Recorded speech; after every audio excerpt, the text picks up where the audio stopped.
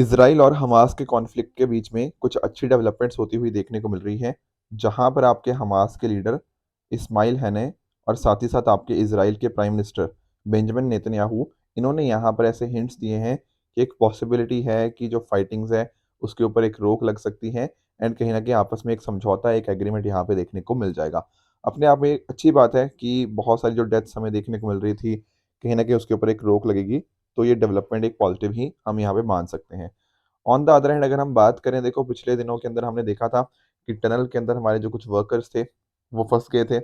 काफ़ी कोशिश जारी है उनको यहाँ पे निकालने की, तो कैमरा की मदद से उनको देखा गया है एंड ये नोटिस किया गया है कि अभी सेफ है। बट डेफिनेटली जल्दी से जल्दी काम रेस्क्यू करके उनको यहाँ पे उनकी हेल्थ का आगे ध्यान रखना है। सिमिलरली आप यहाँ पे बात कर सकते हो डॉक्टर एस जयशंकर जी की। जैसा इन्होंने बात करी ही है कि इन्होंने भी यही बात करी है कि बहुत जल्दी रिक्वायरमेंट है कि गाज़ा के अंदर रिलीफ पहुंचे।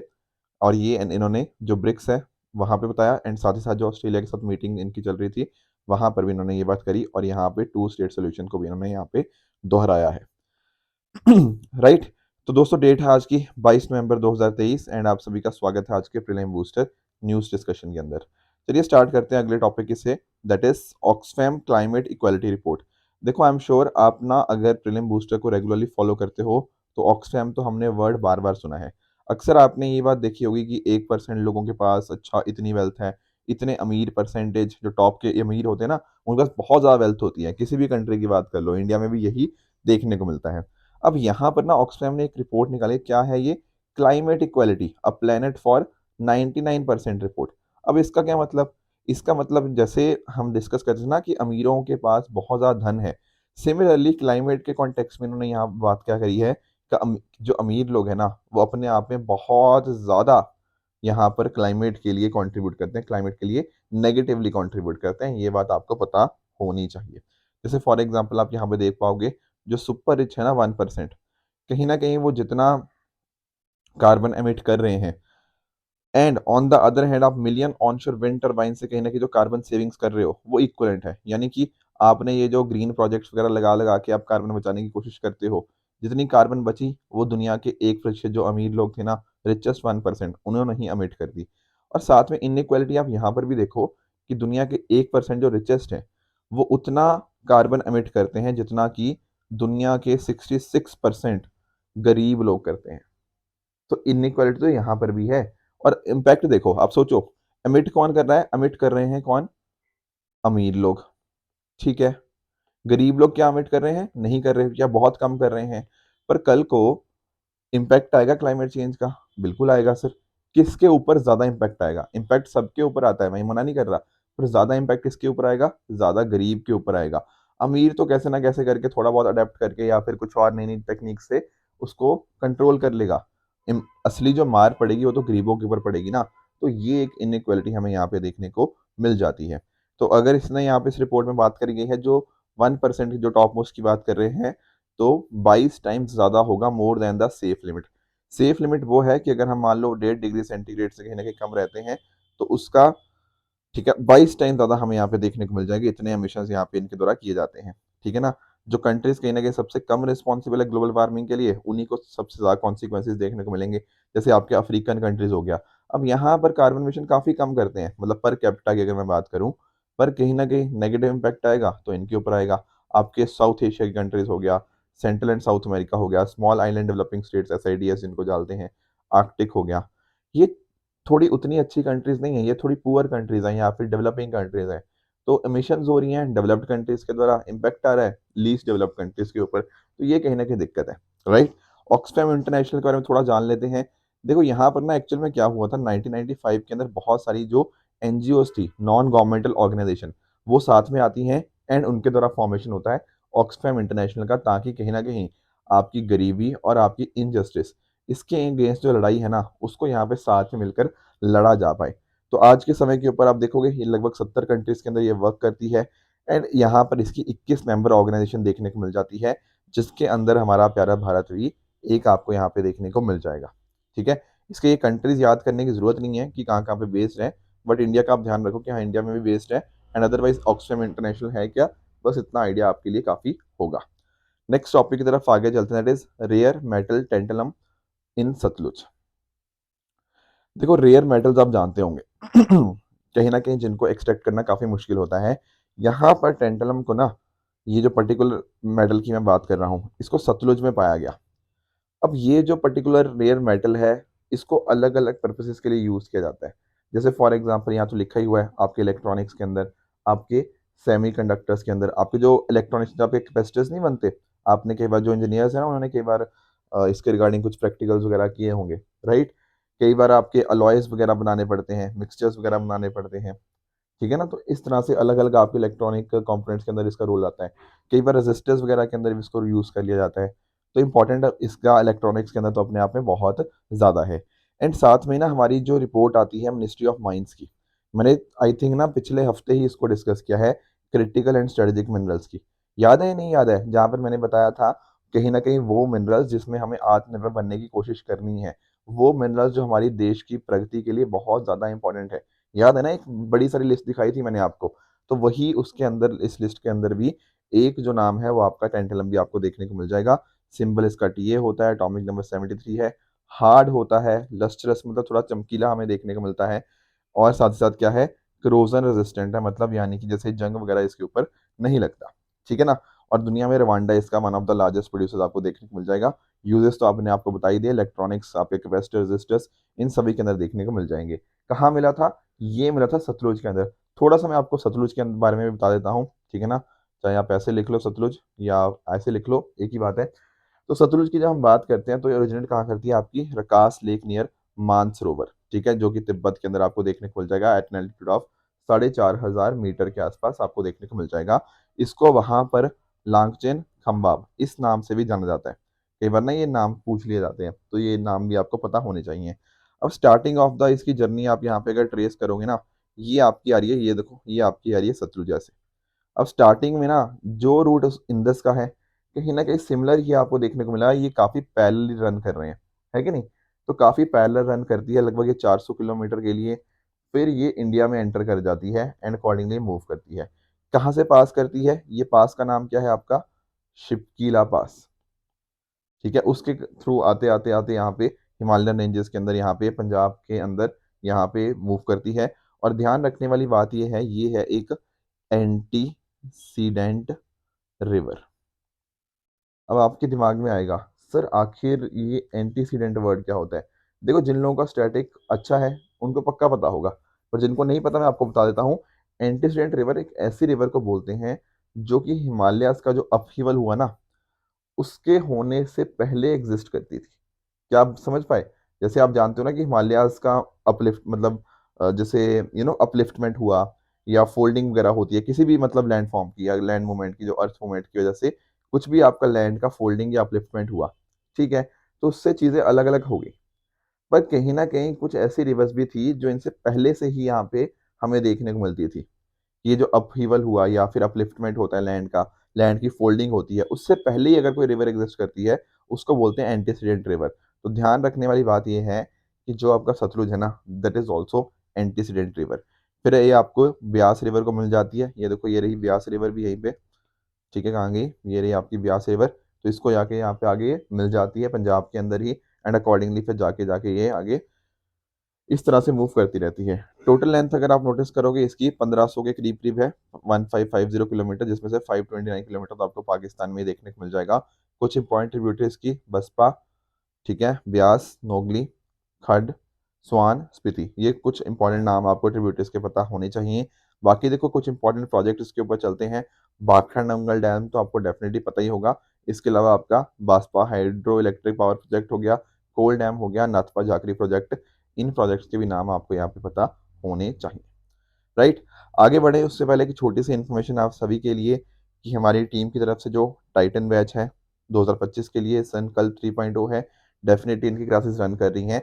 और सारे के सारे जो कोर्सेज है ना, उनके ऊपर एक फोकस जो किया गया है वो है आपका अफोर्डेबिलिटी के ऊपर, but affordability with quality. Quality अपने आप में बहुत ज़्यादा इंपॉर्टेंट हो जाती है अफोर्डेबिलिटी के साथ ही, ताकि जितने भी स्टूडेंट्स हैं उन सबका सपना पूरा हो। जिस भी एग्ज़ाम के थ्रू मतलब इस एग्ज़ाम के थ्रू जो आप अपनी लाइफ के अंदर अचीव करना चाहते हैं, तो डेफिनेटली जा सकते हैं। डिस्क्रिप्शन के अंदर इसका आपको लिंक देखने को मिल जाएगा। एंड आई एम श्योर ये जो पर्टिकुलर कोर्सेज है ना, ये आपको बहुत हेल्प करने वाले हैं अपने ड्रीम गोल को अचीव करने के लिए, राइट। आगे चलते हैं। China explore extension of CMEC to Sri Lanka. CMEC क्या है? This is China Myanmar economic corridor. देखो आप जानते हो BRI प्रोजेक्ट के बारे में, बेल्ट एंड रोड इनिशिएटिव के बारे में। अब यहाँ पर अगर आप नोटिस करोगे ना, तो अलग अलग, जैसे फॉर एग्जांपल लैंड कॉरिडोर्स की अगर मैं बात करता हूँ, तो अलग अलग आपको लैंड कॉरिडोर्स यहाँ पे देखने को मिल जाते हैं। एक सेकंड, आपको पहले BRI समझा देता हूँ। BRI क्या था? BRI आपके चाइनीज प्रेसिडेंट के द्वारा लॉन्च किया गया था 2013 के अंदर।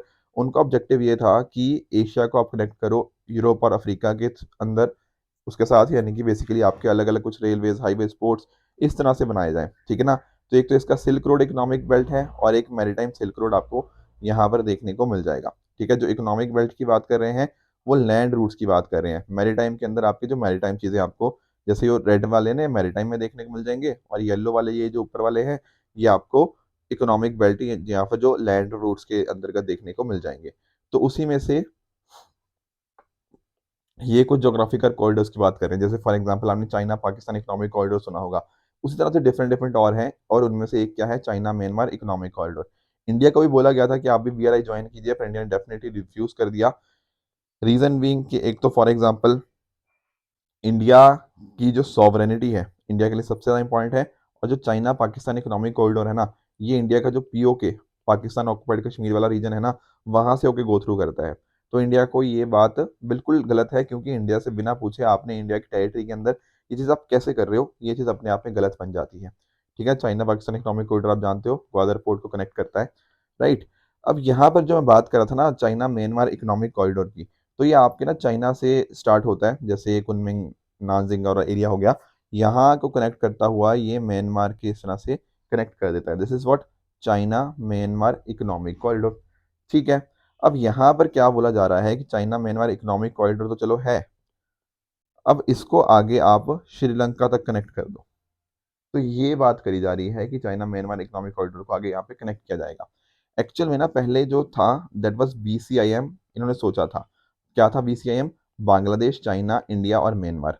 पर क्योंकि इंडिया तो मना कर चुका है, इंडिया बोल चुका है नहीं, ठीक है, इंडिया भी भूटान भी ये बोल चुके हैं कि नहीं, तो BCIM की जगह ना यहाँ पर ये सोचा जा रहा है जो चाइना म्यांमार इकोनॉमिक कॉरिडोर था ना, उसी को हम रिप्लेस कर दें किसके साथ? यहाँ पे उसी को रिप्लेस कर दिया जाए आपके चाइना म्यांमार इकोनॉमिक कॉरिडोर को ही आपके आगे एक्सटेंड कर दिया जाए, क्योंकि BCIM कॉरिडोर तो पूरी तरह से रुका पड़ा है, वो तो पूरी तरह से स्टॉल्ड है, क्योंकि इंडिया का स्टैंड बहुत ही ज़्यादा क्लियर है।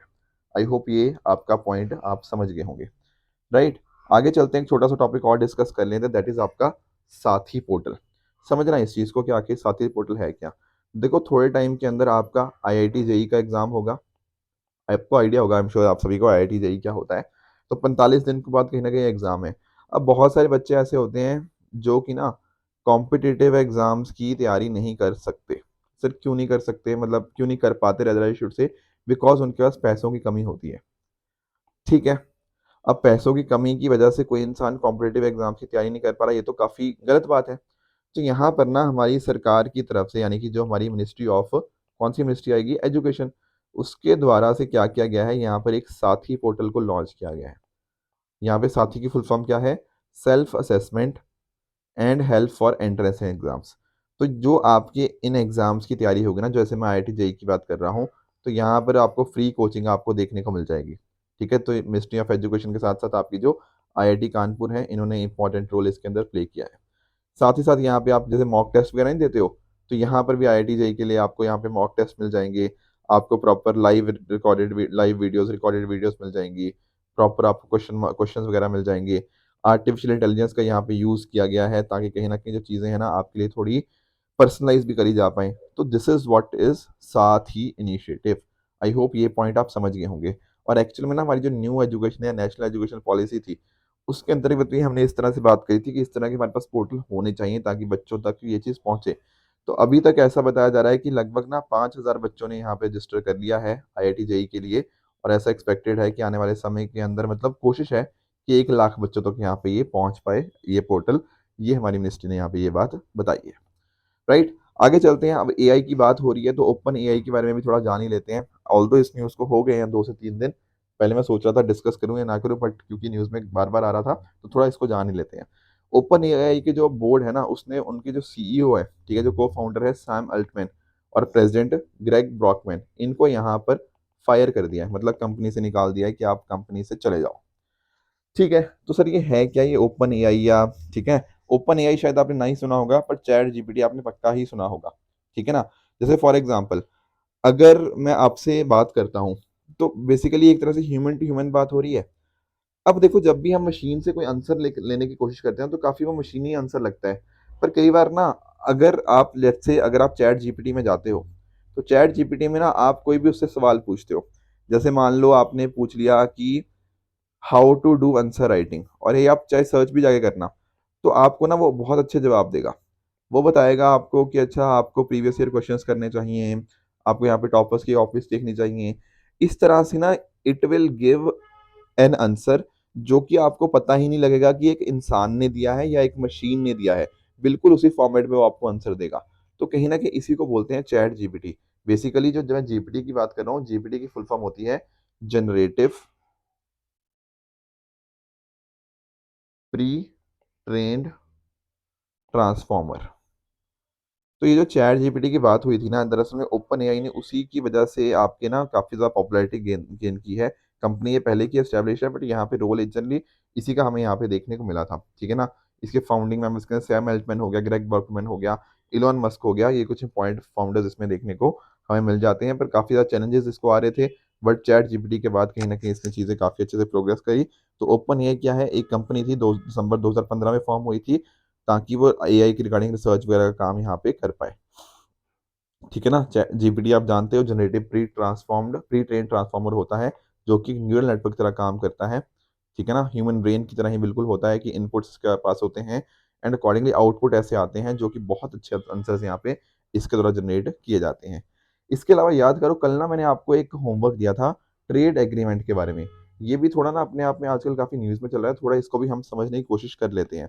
देखो, जब भी ना, जैसे मान लो दो कंट्रीज हैं, ठीक है, वो चाहती हैं कि अपने आप में नहीं, आपस में जो रिश्ते हैं वो थोड़े बेहतर किए जाएं।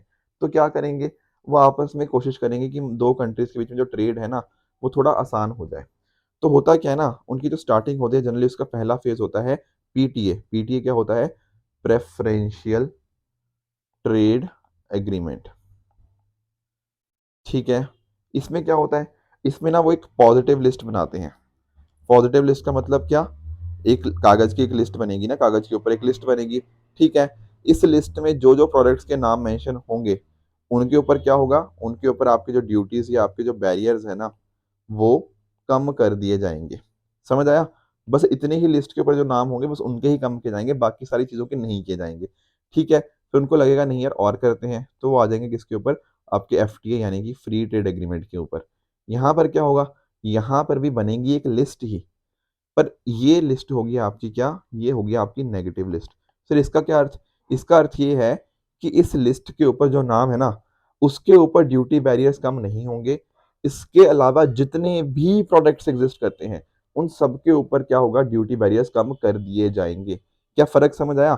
यहाँ पर एक नेगेटिव लिस्ट होती है फ्री ट्रेड एग्रीमेंट के अंदर, पीटीए के अंदर आपकी एक पॉजिटिव लिस्ट होती है। तो पॉजिटिव लिस्ट जनरली एक छोटी एक सर्टेन सेट ऑफ लिस्ट होगी, उसके अलावा सबके ऊपर लगेगा ड्यूटी बैरियर। पर नेगेटिव लिस्ट के अंदर जो है ना, सिर्फ उनके ऊपर ड्यूटीज और बैरियर्स हटाए नहीं जाएंगे, इसके अलावा सबके ऊपर हटा दिए जाएंगे। तो कहीं ना एफटीए एक ज्यादा बड़ा मैकेनिज्म यहाँ पर बन जाता है। फिर ऐसे ही आप आगे आगे करते रहो, बाकी तो चीजें आपने हम श्योर पढ़ी होगी, ऊपर वाली चीजें मैं इकॉनमी वीकली के अंदर भी डिस्कस कर दूंगा। पर आई होप आपको ये पॉइंट्स पता होंगे। तो पूछा क्या गया है, यहाँ कह रहा है कि एफटीए के अंदर क्या होता है, कंट्रीज एक प्रेफरेंशियल ट्रेड टर्म्स देती हैं टू पार्टनर कंट्री, एक पॉजिटिव लिस्ट होती है। बिल्कुल गलत है, ये एक नेगेटिव लिस्ट होती है। ठीक है ना। तो पहला गलत हो गया। दूसरे में कह रहा है पीटीए के अंदर एक लिस्ट होती है जहां पर नेगेटिव लिस्ट होती है, बिल्कुल गलत है, ये इसने उल्टा कर दिया है। एफटीए और पीटीए की जो डेफिनेशन है ना, इसने यहाँ पे उलट कर दी गई है। ठीक है। तीसरा बात कह रहा है कि जो आसियान है वो इंडिया का एफटीए पार्टनर है, बिल्कुल ठीक बात है। तो दरअसल में करेक्ट स्टेटमेंट आपकी सिर्फ और सिर्फ थर्ड है। ये पूरी की पूरी एक्सप्लेनेशन मैंने आपके लिए लिख भी दी है, ताकि अगर आपको कोई डाउट भी हो, आप यहाँ पे जाके आराम से पढ़ सकते हो। आज के डिस्कशन की बेसिस के ऊपर कुछ मैं होमवर्क दे रहा हूँ, जिनका मुझे आप नीचे कमेंट्स में आंसर बताओगे कि इनमें से कौन सा ठीक है एंड कौन सा गलत है। साथ में ही दो क्वेश्चंस आपके होमवर्क के लिए, एक अर्जेंटीना की आपको बॉर्डर कंट्रीज बतानी है। रीजन भी अर्जेंटीना न्यूज में रहा है। ठीक है, कल सुमित सर ने भी डिस्कस किया था, आई थिंक कल या परसों ही। तो कोशिश करना है इसको आंसर करने की। दूसरा है आपका लैंगलैंड्स प्रोग्राम के बारे में, तो ये भी कोशिश करना है इसका आंसर करने की। फिर अकॉर्डिंगली कल हम इसको डिस्कस कर लेंगे। रीज़न बीइंग ना कुछ, जैसे ये तो आपको पता होगा अर्जेंटीना वाला, शायद ये नहीं पता होगा, पर चिंता नहीं करनी। कई बार ना मैं आपको चाहता पता क्या हूँ कि आप एक बार खुद रिसर्च करो। जब हम रिसर्च करके आंसर कमेंट करते हैं ना, तो कहीं ना कहीं शायद वो चीज़ हमारे दिमाग में लंबे समय तक रहती है। ठीक है, तो ट्राई करना है इसको भी। कल जो मैंने होमवर्क दिया था उसका मैं आंसर बता देता हूँ। एक था डॉक्ट्रिन ऑफ लैब्स के बारे में, तो कह रहा है लॉर्ड विलियम बेंटिक। नहीं भैया, जो गवर्नर, जो लॉर्ड डलहौजी की बात करते हैं, वो यहाँ मेजर रोल यहाँ पे प्ले करते हैं, तो ये हमारे फॉल्स हो जाएंगे। हाउथीज की बात कर रहे हैं, क्या कॉन्गो से लिंकेज है? नहीं, आपका हाउथी रेबल्स जो होते हैं वो येमन से हमें देखने को मिल जाते हैं। पीएम श्री स्कूल के बारे में स्टेटमेंट है, 14,500 स्कूल्स की सेंट्रली स्पॉन्सर्ड है, बिल्कुल ठीक बात है, तो ये स्टेटमेंट आपकी ट्रू हो जाएगी। एक और होमवर्क दिया था ट्रॉपिकल साइक्लोन के बारे में। देखो ये ना, वैसे तो आजकल आप जैसे बोलते हो ना एलिमिनेशन कम हो गई है, बट हाँ कई जगह यूज भी हो जाती है। जैसे इस क्वेश्चन में ये कह रहा है एब्सेंस ऑफ कोरियोलिस फोर्स होना चाहिए ट्रॉपिकल साइक्लोन के फॉर्मेशन के लिए। बिल्कुल ही गलत है। साइक्लोन सॉरी ट्रॉपिकल साइक्लोन के लिए कोरियोलिस फोर्स होना चाहिए। तो सेकंड तो अपने आप में गलत है, तो आंसर तो निकल गया, बट फिर भी रेस्ट ऑफ द स्टेटमेंट्स हाँ जी। वार्म एंड मॉइस्चर की सप्लाई होनी चाहिए। लार्ज सी सरफेस टेम्परेचर होना चाहिए 27 डिग्री सेंटीग्रेड से ज़्यादा, तो ये बात भी ठीक है। आपका अनस्टेबल कंडीशन होनी चाहिए जिसकी वजह से लोकल डिस्टर्बेंस होगी, ये बात भी करेक्ट हो जाएगी। एंड कहीं ना कहीं स्ट्रॉन्ग वर्टिकल विंड रेंज नहीं होना चाहिए, इसका एब्सेंस होना चाहिए, तो ये बात भी आपकी करेक्ट हो जाएगी। तो 1, 3 एंड 4 इज करेक्ट। तो यहाँ पे आप इसको पढ़ भी सकते हो। तो ये थी आज की डिस्कशन। अगर आपको इस लेक्चर की पीडीएफ चाहिए तो आप हमारे टेलीग्राम चैनल PW ओनलीस ऑफिशियल पे जाके इसकी पीडीएफ को एक्सेस कर सकते हो एंड अपनी प्रेपरेशन को अभी बेहतर बना सकते हो। आई होप आज का सेशन आप सभी को अच्छे से समझ आया होगा। इसी तरह से आप भी अपने हार्डवर्क करते रहिए। Good bye and good luck.